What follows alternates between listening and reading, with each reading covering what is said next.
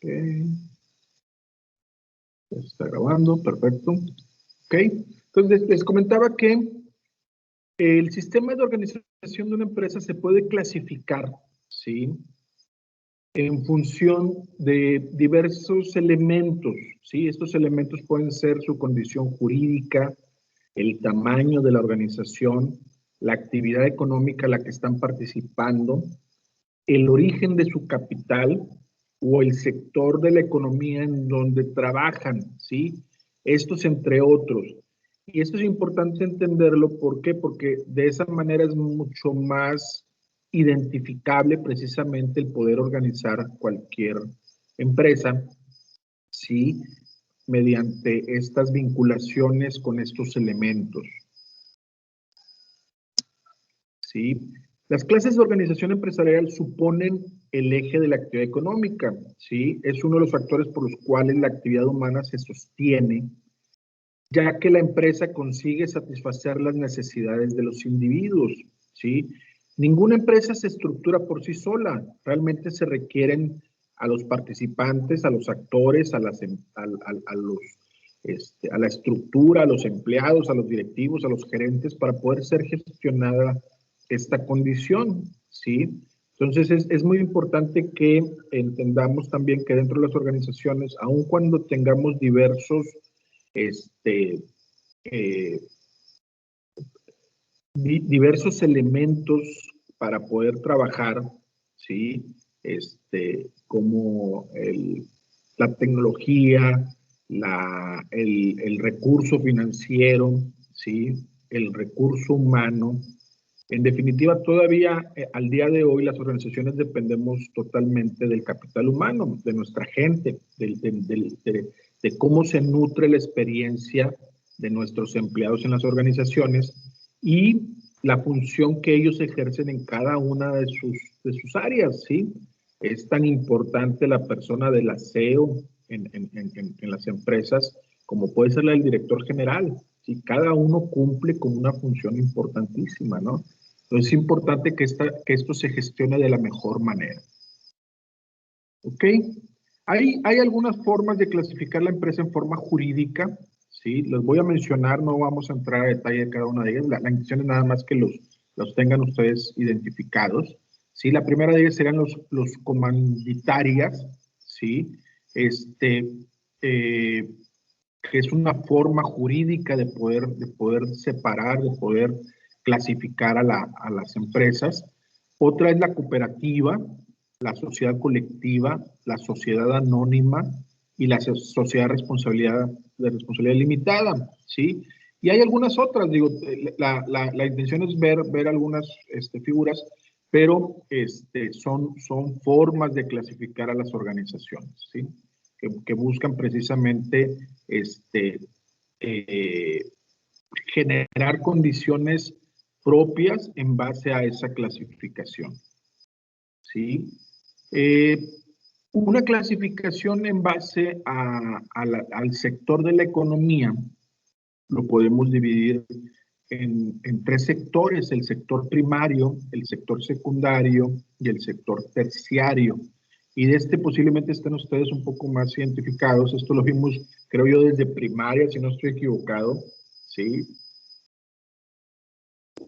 ¿Quiénes participan en el sector primario? Pues bueno, todos los que ejercen procesos de materias primas básicas, ¿sí? Principales, ¿verdad? Materia prima del campo, de la minería, ¿sí? Son los que participan en el sector primario. En el sector secundario son todas las organizaciones, todas las empresas que ya participan en los procesos de transformación, en lo que toman estas primeras materias primas por el sector primario y las transforman en productos o servicios que somos los que consumimos cotidianamente todos los usuarios, ¿sí? Y el sector terciario ya es una economía en la cual se participa con otro tipo de condiciones enfocadas estrictamente en actividades intelectuales, como puede ser la educación, ¿sí? Y la cuestión del desarrollo tecnológico, más en este momento, ¿no? Con toda la tecnología que tenemos a nuestro alcance. Entonces, estos tres sectores son los que podríamos clasificarlos para la cuestión del sector de la economía. ¿Sí? En función del origen del capital, también podemos ver tres posibilidades, lo que son las empresas públicas, ¿sí? Que por lo general son organizaciones o entes que tienen o dependen de recursos del Estado o de instituciones públicas, ¿sí? Como pudiera ser agua y drenaje, por ejemplo, ¿sí? Las privadas, que el capital que reciben procede precisamente de particulares, ¿sí? De individuos, entidades particulares, y que son los que formalizan este tipo de organizaciones. Y un modelo mixto en la cual se puede coparticipar estas dos posibilidades para generar un modelo de empresa en base al recurso capital que obtienen, ¿sí? Entonces, como les comento, cada organización podemos clasificarla, es más, digo, la misma empresa se puede clasificar en varias de estas condiciones, ¿verdad? Como lo hemos estado viendo. Hasta aquí, ¿tienen alguna duda, jóvenes?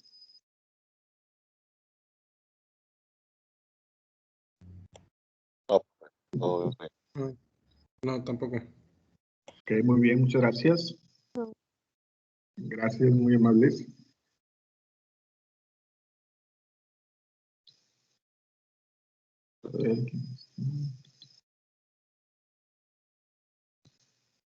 Muy bien. Otra forma de clasificar las empresas es según cómo interactúan los integrantes o miembros de las mismas, ¿sí? Y hay dos formas esenciales, lo que es la forma, o el esquema formal, perdón, ¿sí? Y el esquema informal, ¿sí? El formal, pues bueno, se tratan de organizaciones que están estructuradas, ¿no? Donde están muy bien definida cada uno de los roles en sus departamentos, en su estructura jerárquica, están muy bien diseñadas las líneas de mando, ¿sí? En cualquier empresa en la que participemos y que esté estructurada, cae precisamente en esta clasificación de formal, ¿sí? Las empresas informales es donde son tipos de negocios más flexibles, donde posiblemente puede ser que algunos de ellos sean empresas pequeñas, micros, ¿sí? Posiblemente en algunas hasta familiares, ¿verdad? En donde no hay una formalidad de roles, simplemente se apertura un negocio y se genera un proceso específicamente para ese negocio, pero no hay una condición tan estructurada como la formal en donde existan departamentos en la organización, ¿sí? Y existan roles distribuidos en base a ella, ¿no? Entonces, si visualizamos un negocio micro, ¿verdad? Por lo general, el dueño hace todas las funciones, tendrá a lo mejor algún asistente o algún par de asistentes, pero no hay una definición estricta, ¿no? Entonces, por ello, este tipo de clasificación, formal o informal. ¿Ok?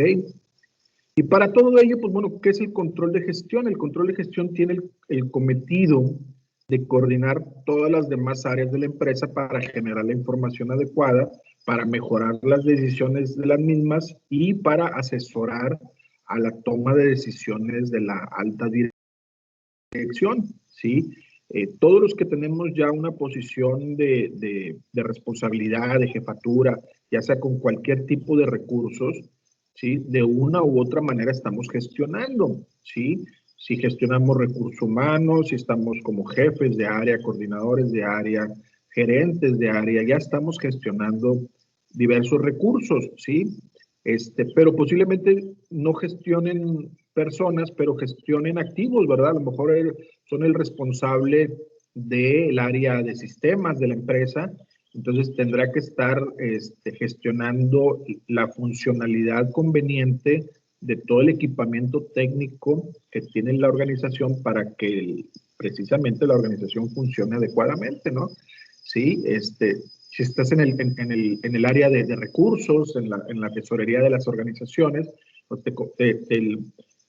Tu obligación, dentro de otras, es precisamente gestionar que los recursos sean bien invertidos, sean bien utilizados, que generen los rendimientos adecuados para la organización, ¿sí? Que todas las partes tengan el recurso propio financiero para que puedan lograr sus objetivos, tanto individuales y después alinearlos al objetivo general, en fin.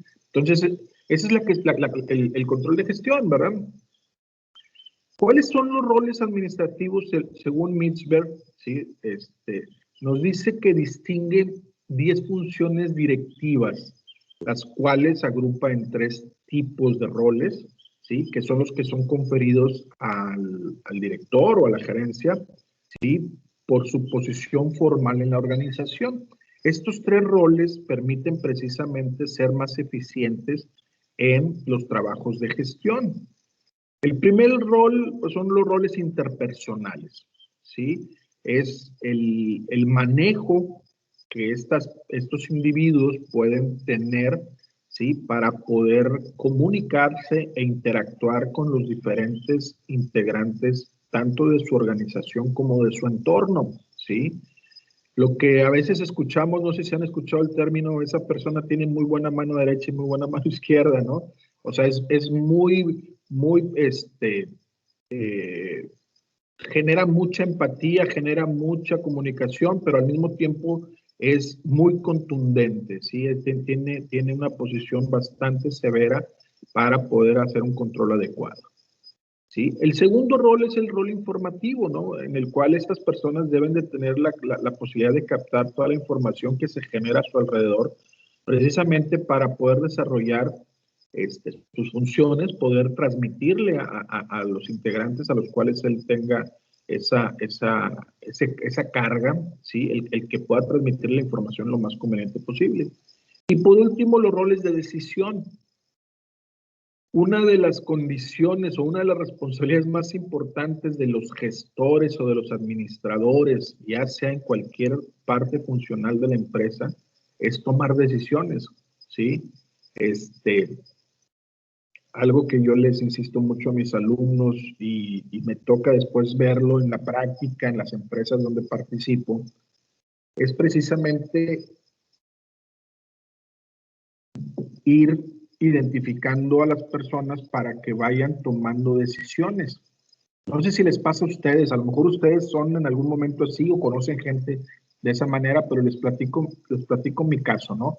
Yo, les decía, yo coacho a algunas empresas y de repente me toca apoyar a alguna de ellas y mi posición es sentarme con las gerencias, con algunas áreas funcionales, ver necesidades, ser un facilitador entre ellos y la alta dirección, ¿no? Darles mis recomendaciones en base a mi experiencia. Pero muchas veces cuando platico con ellos, sí, la posición de la discusión es señalar siempre errores, ¿sí? O quejas, o críticas, o señalar que se está haciendo algo equivocadamente, ¿sí? Entonces, siempre mi respuesta es, eso es lo más sencillo, ¿verdad? Identificar los problemas, eso es lo más sencillo y tratar de identificar quién tiene la culpa. Le digo, ahora dime cómo lo vas a resolver, ¿sí? O sea, no te desgastes viendo o intentando entender el problema, dime cómo lo vas a resolver y cómo no va a volver a suceder, ¿sí? Y en base a ello se deben de tomar decisiones. ¿Por qué? Porque a lo mejor hay que hacer un ajuste en los manuales operativos, a lo mejor hay que hacer un ajuste en las condiciones del diseño del puesto de la persona, a lo mejor se requiere equipamiento tecnológico más eficiente para las personas, y eso requiere una inversión, y a lo mejor se requiere despedir a la persona y tener que contratar gente nueva con otras características, con otro perfil, ¿verdad? Pero todo ello son decisiones. Tienes que tomar una decisión y tienes que ejecutarla, ¿sí? ¿Por qué? Porque esa es una de las principales funciones del gestor o del administrador en las organizaciones, ¿sí?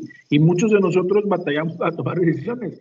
Es más, no sé si, digo, a lo mejor lo han escuchado de sus maestros o de otra gente, pero a nosotros nos contratan, digo, para los que somos administradores o estamos encargados de alguna área funcional de las empresas, nos contratan para tomar decisiones y resolver problemas. Esa es nuestra función, ¿sí? Que si eres ingeniero, que si eres administrador, que si eres psicólogo, que si eres lo que sea, ¿sí? Te contratamos para tomar decisiones y resolver problemas. Al final ese es el objetivo, y que esa resolución de los problemas nos genere rendimientos mejores a la organización, ¿sí? No nos contratan porque tuvimos 10 en el Cardex, no nos contratan porque caemos bien, no, nos contratan para resolver problemas, ¿verdad? Entonces, esa es una parte primordial de la gestión, estar gestionando constantemente, ¿sí? Bajo mi posición ya de trabajo, yo interactúo con muchos profesionistas de todo tipo de profesionistas y de todos los niveles, pero aquí tenemos abogados, ¿verdad? José Francisco, ¿tú eres abogado, contador?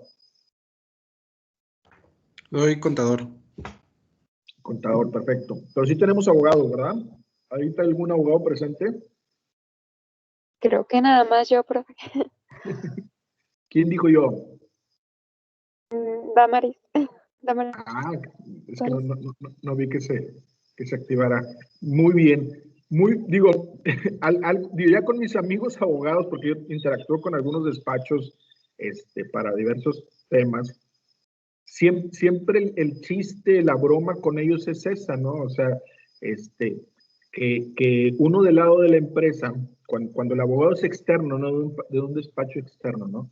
Digo, del lado de la empresa mi función es que este procedimiento lo hagamos lo más pronto posible, porque no es nuestra función dedicarnos a litigar o a otro proceso, ¿sí? Entonces, mi función como dentro de la empresa es que esto sea lo más práctico, ¿sí?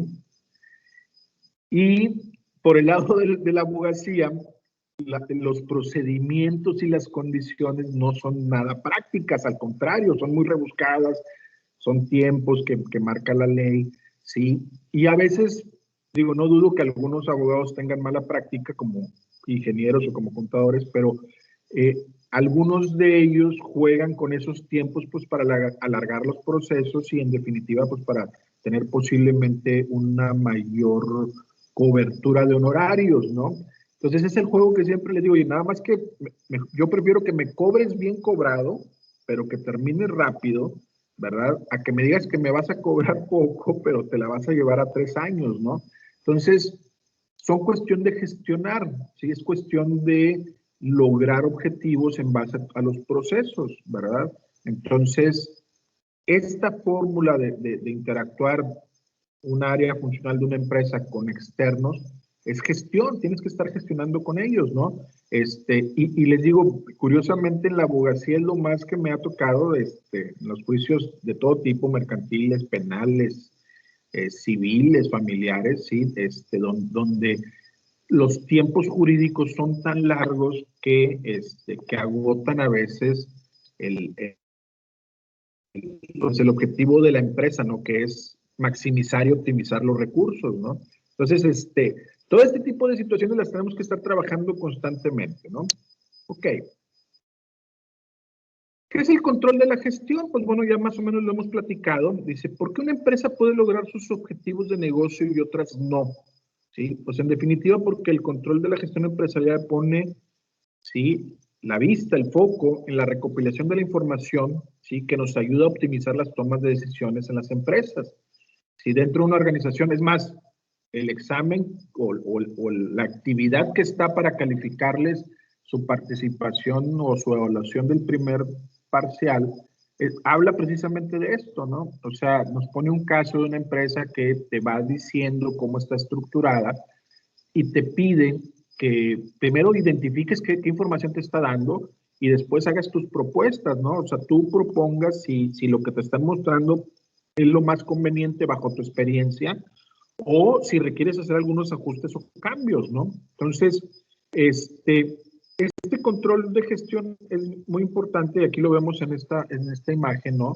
Sí, donde nos señalan muchas áreas de empresas que posiblemente ya son de medianas a grandes o mayores, ¿verdad? Donde tienen muchas y muy definidas sus estructuras, ¿sí? Hay una dirección, hay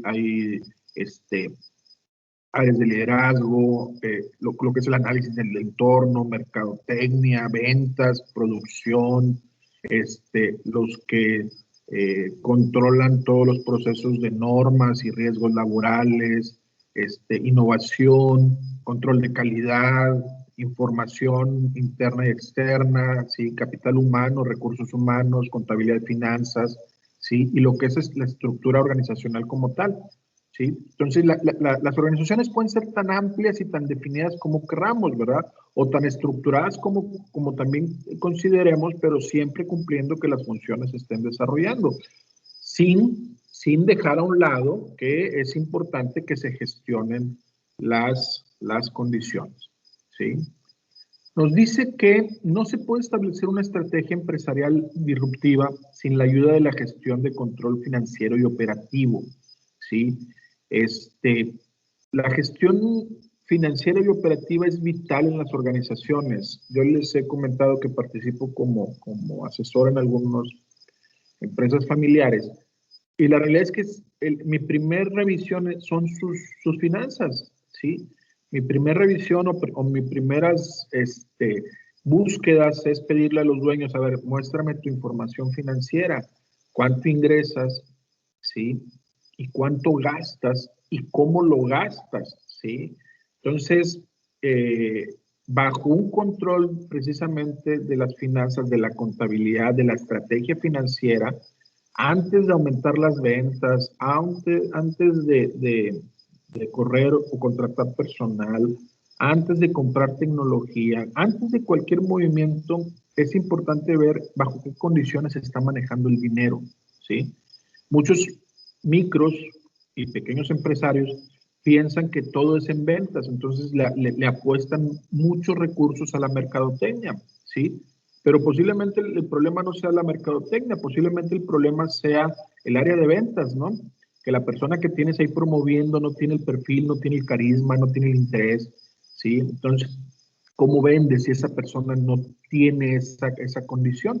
Sucede, les digo, mucho en empresas micro y familiares. ¿Por qué? Porque muchas de las estructuras son de la misma familia o son amigos, ¿verdad? Yo contrato a mi compadre porque pues, le tengo mucha confianza. No sabe nada de marketing, ¿verdad? Pero es mi compadre, entonces él va a estar ahí en marketing, ¿no? Entonces, bajo ese entendimiento, ¿verdad? Las gestiones no suceden correctamente. Y otra vez, una de las más importantes es la revisión de cómo se manejan los recursos, ¿sí?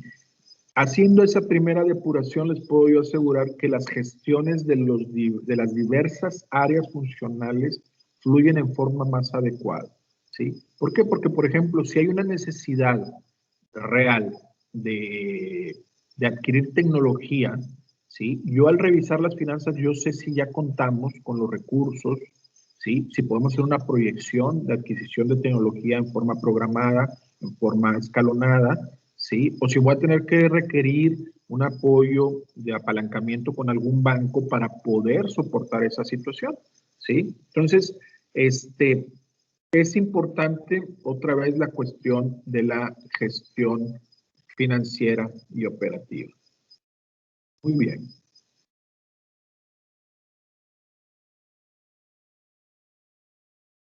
Ok. Sí, ya por último, con el tema de la gestión es bien interesante, muy, muy interesante. No sé si alguien que haya tenido experiencia en el sector de la construcción.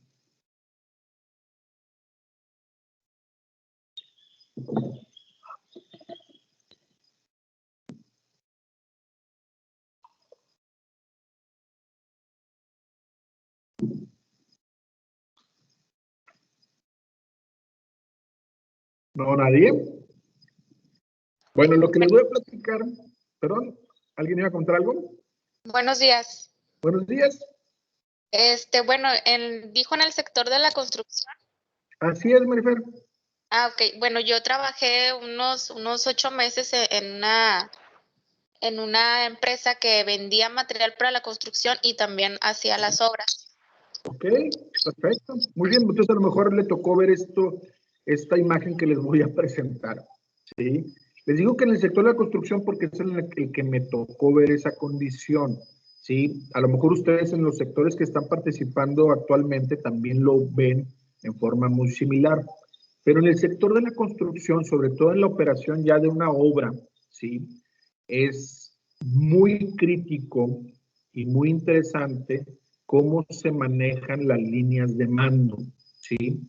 No sé si les preguntaba que quién estaba más o menos involucrado. ¿Por qué? Porque en un proyecto, sobre todo proyectos grandes como los que hay aquí en Nuevo León, edificios, fraccionamientos, plazas comerciales, en fin, participan muchas figuras dentro del proceso, desde los clientes que pueden ser los dueños de la tierra, pueden ser los inversores que están aportando el recurso para la construcción, o las famosas llamadas gerencias administrativas, que son las que apoyan a los dueños a llevar a buen término el proyecto, ¿sí? Eso es por el lado del cliente. Y luego por el lado de los constructores, a veces existe un constructor general, ¿sí?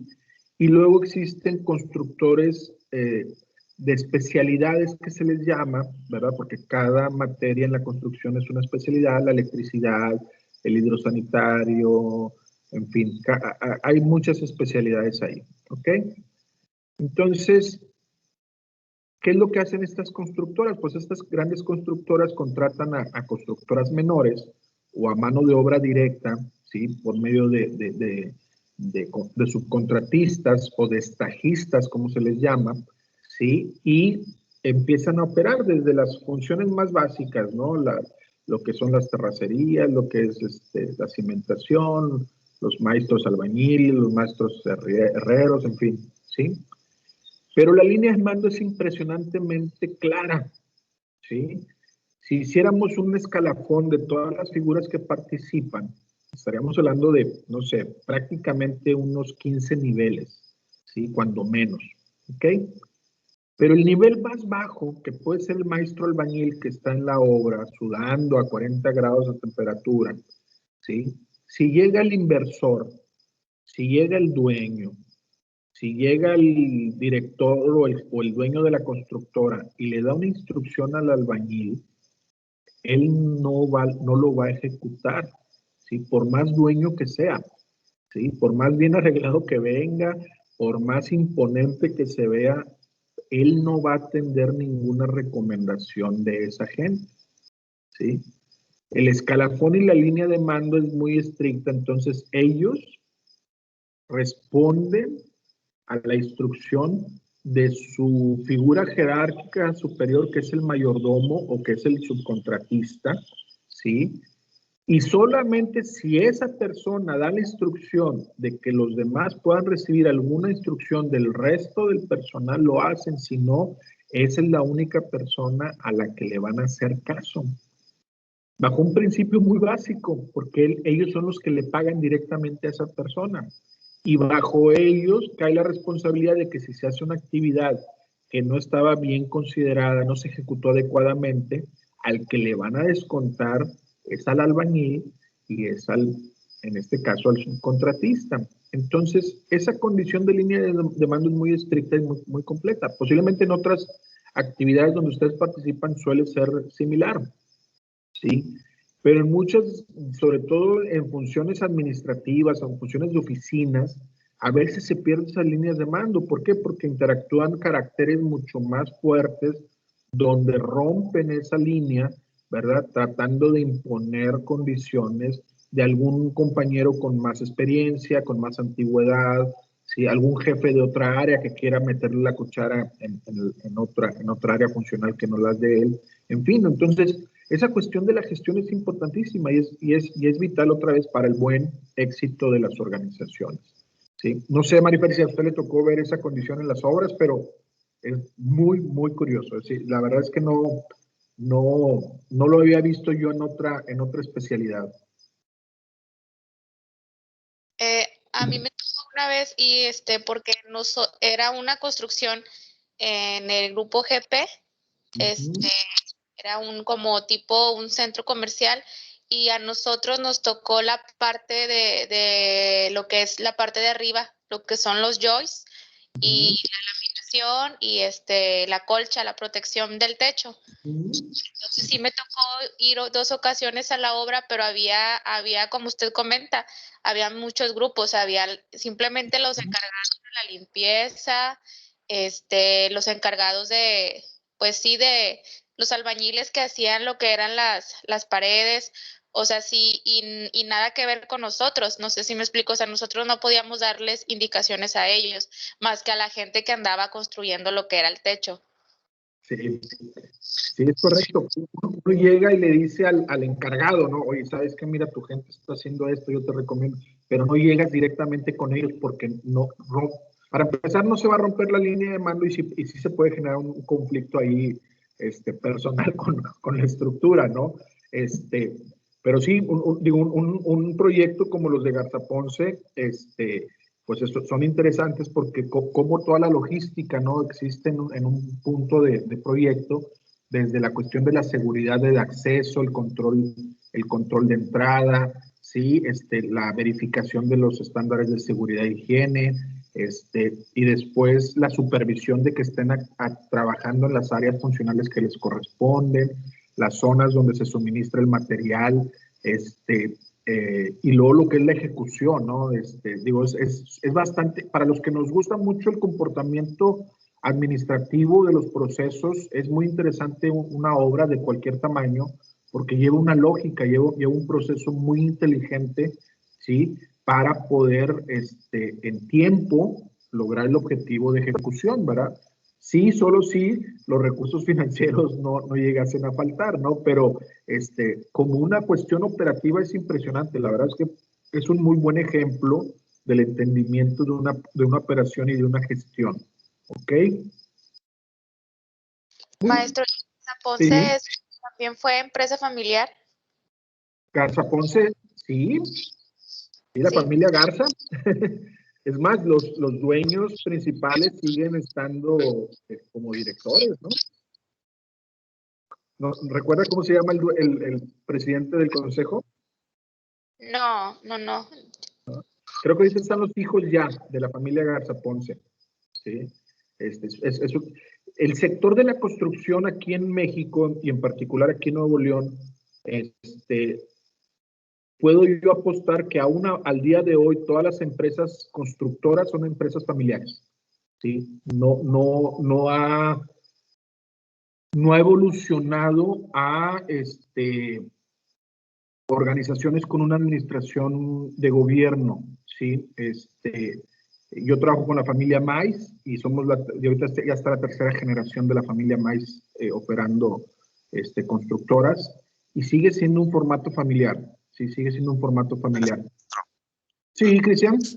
Sí, lo que quería comentar es eso, que todas las constructoras son familiares. Y lo único que a lo mejor puede ser así es el Infonavit, ¿no? Bueno, lo que pasa también es que Infonavit es una entidad de gobierno federal, ¿verdad?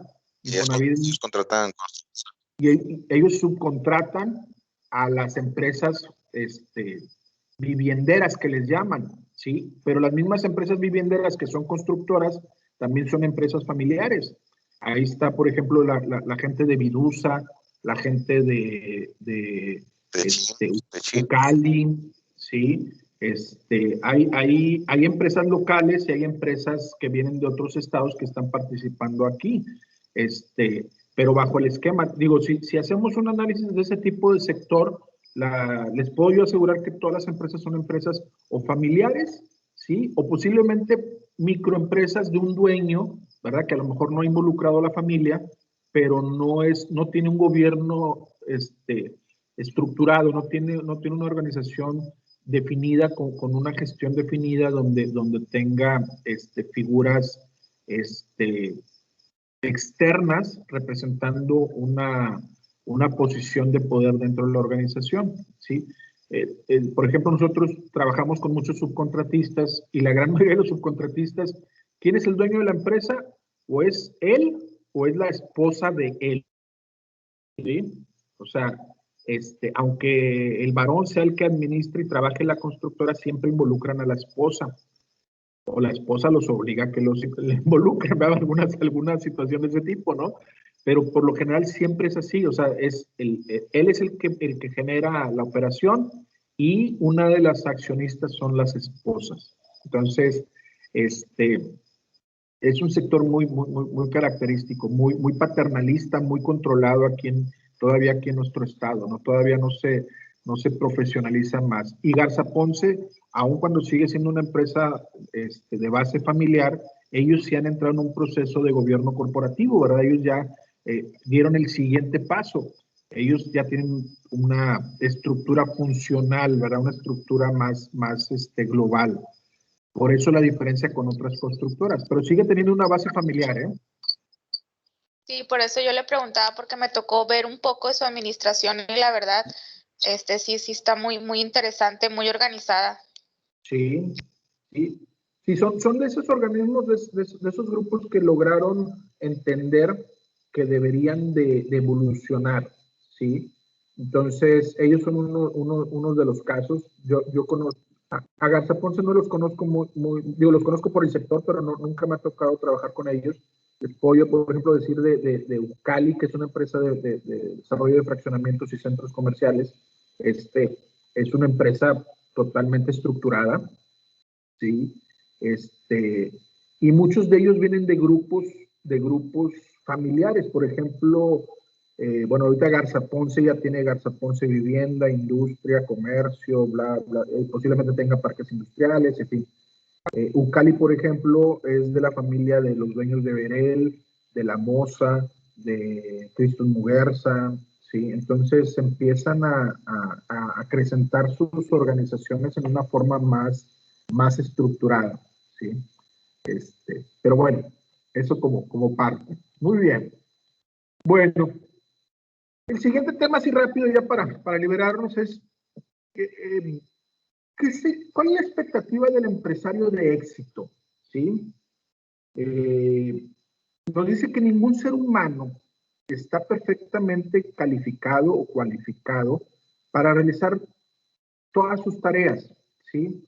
No hay forma, ¿no? O sea, por más brillantes que seamos, por más capaces que seamos, no podemos abarcar el 100% de las cosas, ¿sí? Y luego si adicionalmente hay que relacionarnos con personas, motivarlos, persuadirlos, desarrollar y crear oportunidades, pues bueno, se complica, ¿no? ¿Sí? Entonces, la intención con este pequeño capítulo es ver precisamente algunos puntos de qué condiciones debe tener un empresario exitoso, ¿sí? No es ajeno, ¿sí? Y ahorita regresando otra vez a las empresas que poníamos de ejemplo, ¿sí? Pero no es ajeno ver a figuras dentro de las organizaciones que las consideramos muy exitosas porque posiblemente tienen un buen puesto, posiblemente tienen un buen nivel económico, ¿sí? Posiblemente tienen muy buena educación, ¿sí? Y eso aunado a sus cualidades personales, que son gente posiblemente humana, gente proactiva, gente que se empatiza con el resto de sus iguales, le generan una posición de una persona completa, ¿no? De un empresario completo. Pero no, eso no surge, ¿sí? Solamente por espontaneidad, ¿no? Digo, hay casos muy particulares, y otra vez en el sector de la construcción se da mucho, donde el director general llega a ser director general porque es el hijo del dueño, ¿sí? O el director de compras o el de cualquier puesto funcional llega ahí porque es la sobrina, es el sobrino, es la tía, es el hermano, o sea, por alguna condición, no de sus méritos, sino de su condición de ligue con el dueño o los dueños, ¿sí? Pero si identificamos un empresario exitoso, ¿sí? Un empresario que consideremos que es exitoso, le reconocemos varias cosas, pero yo creo que la principal es la intensidad que tiene de vivir su día, son gente muy activa, gente muy proactiva, ¿sí? Gente que optimiza sus tiempos, ¿verdad? No se la pasa de pachanga, no se la pasa de vacaciones, no son los que llegan a mediodía a las oficinas, sino son gente que están muy involucradas en lo que hacen, ¿no? Y con ello, digo, antes de ver lo que les voy a compartir, es bien importante que entendamos que para llegar al éxito hay que pagarlo, ¿sí? Lamentablemente en esta generación de los 2000 hemos bombardeado mucho a los jóvenes como ustedes la condición de que si tú lo deseas, se puede hacer, ¿sí? O si tomas este camino, esta fórmula secreta, lo vas a lograr, ¿sí?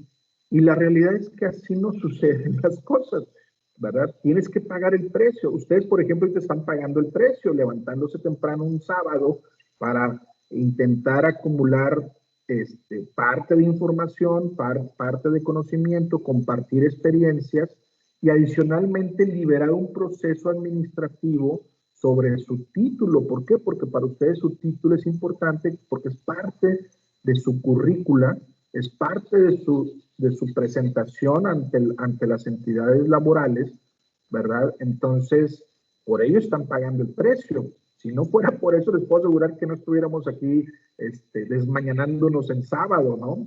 Pero hay que pagar el precio, ¿sí? Entonces, las funciones de éxito para los empresarios, pues son muy diversas, ¿no? Pero, ¿qué podemos mencionar? Dice, el empresario no tiene que temer los cambios que se puedan producir en su entorno y debe estar dispuesto a dejar de lado las prácticas obsoletas o desfasadas en intereses de su empresa. Ahorita lo mencionaba Marifer con el caso de Garza Ponce, ¿no? O sea, en un proceso evolutivo como son las sociedades modernas, no podíamos seguir trabajando con esquemas en el sector de la construcción de los años 90 o antes, ¿no? Entonces la empresa tuvo que evolucionar de tal manera a ser posiblemente una punta de lanza en procesos productivos, en procesos de calidad, en procesos de atención, ¿verdad? Que están soportando a las condiciones de su grupo. Entonces, ¿qué es lo que sucede? Pues el empresario tiene que tener esa convicción, ¿verdad? De que todo cambio es bueno. Todo cambio nos permite, nos abren áreas de oportunidades importantes y tenemos que estar preparados para ello, ¿verdad? No podemos mantener un esquema igualitario permanente porque para empezar sería muy aburrido, ¿no? Nos dice también, tiene que estar continuamente aprendiendo y ser capaz de adquirir nuevas habilidades y conocimientos. No sé si algunos de ustedes tengan relación o acceso a los dueños de las empresas en donde trabajan, ¿sí? O a las gerencias más altas dentro de la organización donde trabajan, pero bajo este punto, posiblemente ya muchos ejecutivos, ya como su servidor, ya grandes, ya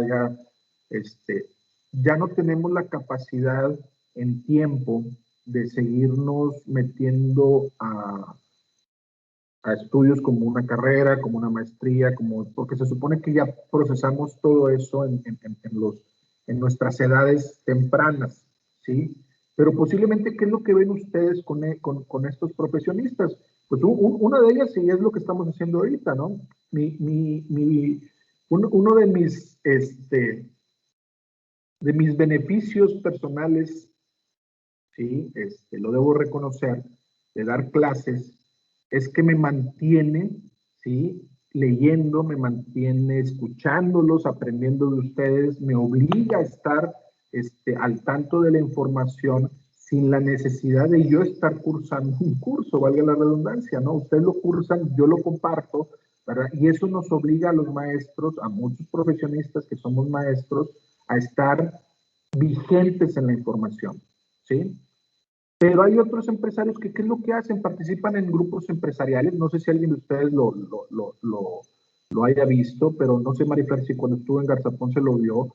pero posiblemente el director general de Garzaponce en el momento era el director de la Cámara de la Construcción, o era el director, o era el presidente, o el presidente de la Cámara de los Vivienderos, de la Canadevi, o de la Cámara de Propietarios aquí en el Estado, o la Cámara de Comercio. O sea, participan en organizaciones empresariales que les permiten estar atentos a los procesos, ¿sí? Muchos de ellos son asesores en gobiernos municipales, en gobiernos estatales, sobre el tema, ¿sí? Que son ellos expertos, ¿no? Por ejemplo, en el sector de la construcción, en el sector inmobiliario, muchas de estas figuras de alto nivel en las organizaciones, participan en los municipios, en los consejos de desarrollo urbano, en los consejos de catastro, en los consejos de obra pública, ¿sí? ¿Por qué? Porque aportan todas esas experiencias hacia las autoridades y se genera un ganar-ganar, porque esta gente obtiene información, esta gente obtiene la posibilidad de tener un acercamiento más fácil, obtiene conocimiento, ¿sí? Y es una forma de estar constantemente capacitados, ¿no? Entonces, tienen que estar aprendiendo, esa es una condición, y no solamente del empresariado, sino de las personas que intentemos mejorar nuestras condiciones personales día a día, es seguir aprendiendo. No te detengas, si tienes la posibilidad de seguir aprendiendo, lo que sea, te va a servir, ¿sí? Y tercero, bueno, dice, aunque posea una imaginación bien desarrollada, el empresario debe concebir siempre ideas prácticas. Eso también es muy importante, el ser pragmático, el ser práctico en tus tomas de decisiones, precisamente para que puedas evolucionar más rápidamente. El empresario debe saber delegar, esa es una situación importante, y ese es uno de los parteaguas cuando tenemos empresas familiares y después tratamos de generar los gobiernos corporativos, ¿sí? Yo tengo ya cerca de 5 años coachando una empresa de seguros y fianzas, y el dueño es el director general, y hagan de cuenta que la estructura operativa era él arriba y luego todos los demás en una línea, ¿verdad? ¿Qué es lo que hemos hecho en todos estos años? Pues bueno, ya empezar a desarrollar una estructura más funcional, con áreas funcionales, con delegaciones importantes de actividades que a él le liberen las posibilidades de hacer otras actividades, porque estaba inmerso totalmente en la operación. Pero para ello hay que saber delegar. Ya vemos gente, sobre todo gente ya adulta, ¿verdad? Que estamos al frente de las organizaciones, que no podemos delegar, no sabemos delegar, siempre lo hemos hecho nosotros, siempre hemos tenido el control, y son procesos mucho más ríspidos, pero la intención es lograr que efectivamente se pueda distribuir las cargas de trabajo, tener la confianza en los equipos de trabajo para poder delegar en forma más eficiente. Entonces, es parte también de ello, ¿no? Y en definitiva, bueno, lo que es la capacidad de relacionarse, ese es totalmente conveniente, ¿sí? El tener una excelente comunicación con toda tu gente, con la gente externa, con tu entorno. ¿Por qué? Porque eso facilita enormemente las condiciones y los resultados que se están buscando. Asimismo, bueno, la planificación, eso también es importantísimo, ¿sí? Esta gente, los empresarios exitosos tienen una agenda muy comprometida, pero al mismo tiempo muy bien planificada, que les permite estar al día en todo, ¿sí? Uno de mis jefes fue, por ejemplo, Antonio Lozúa, un excelente profesionista, un excelente empresario. Él es uno de los dueños accionistas de Ucali. El tipo tiene, yo creo, como 56, 58 años ahorita, yo lo conocí más joven, pero era un tipo impresionantemente proactivo, ¿no? O sea, era una persona que va al gimnasio, tiene sus reuniones empresariales, participa como consejero en varias empresas, dirige su empresa personal, y aparte es buen esposo, buen padre, le da tiempo de calidad a su familia, participa en el sector social, y en el sector político y en el sector religioso. Entonces dices, pues, ¿a qué horas, no? O sea, ¿bajo qué condiciones puede una persona asumir tantas actividades, ¿no? Y posiblemente algunos de nosotros así lo veamos, ¿no? Alguna gente. Y esa gente, la realidad es que tú la ves y son gente exitosa, ¿sí? No porque no sea bueno descansar, digo, algunos de nosotros nos gusta dormir un ratito más y llegar temprano y dormir siesta y no hacer nada los fines de semana. En fin, digo, cada quien, ¿no? Pero hay gente que sí es muy proactiva en ese proceso, ¿sí? Y si ustedes visualizan a empresarios que son muy públicos, ¿sí? Se podrán dar cuenta que tienen más o menos esas características, ¿no? Gente muy acelerada, gente muy activa, ¿sí? Que difícilmente podemos entender cómo generan tantas cosas en un día normal, ¿sí? Muy bien. Ok, y de esto, pues bueno, nada más es entender que la educación permanente, ¿sí? El acercamiento de información permanente, el adquirir más conocimiento, el desarrollar nuevas condiciones, y en el peor de los casos, digo, porque también puede llegar a suceder que por alguna condición, en algunas de las personas que ya están en una área gerencial, directiva o como dueños de empresas, no tenemos ya el tiempo, ya no tienen el tiempo de adquirir más conocimientos para generar actividades diferentes, es bien importante el poder visualizar que tienes que atraer precisamente recurso humano, ¿sí? Capital humano, con esas características que a ti te faltan para complementar los procesos y maximizarlos. ¿Sí? De ahí es donde se tienen que gestionar, se tiene que trasladar esas responsabilidades para maximizar los rendimientos, ¿no? Entonces, en fin, este es un pequeño extracto de la cuestión de la gestión y del éxito empresarial. ¿Alguien tiene algún comentario, alguna duda?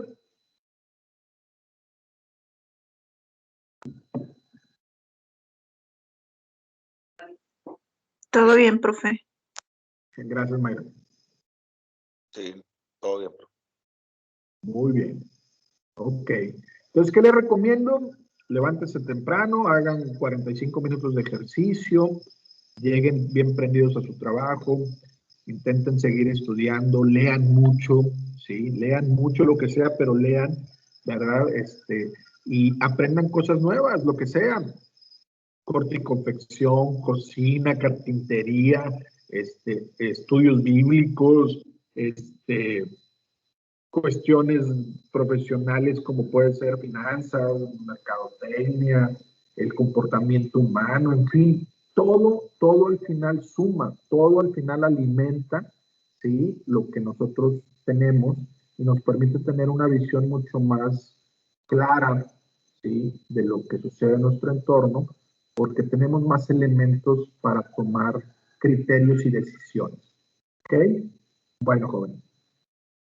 Si no hay dudas, si no hay comentarios, les recuerdo, el examen está aperturado desde el día de ayer. Más que un examen, es un caso de resolución, es un planteamiento de una organización.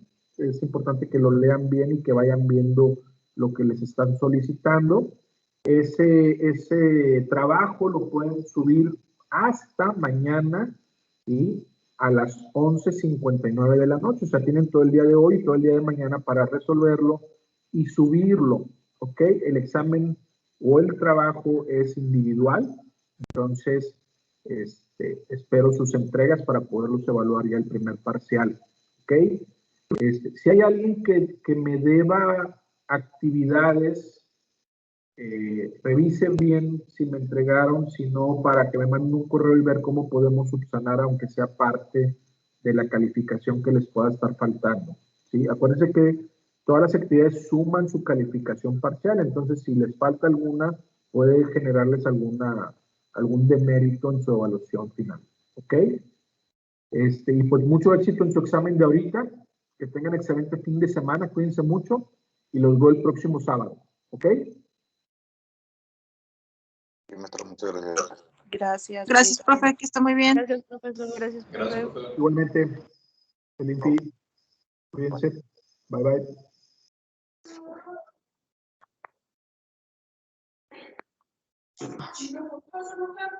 Bye.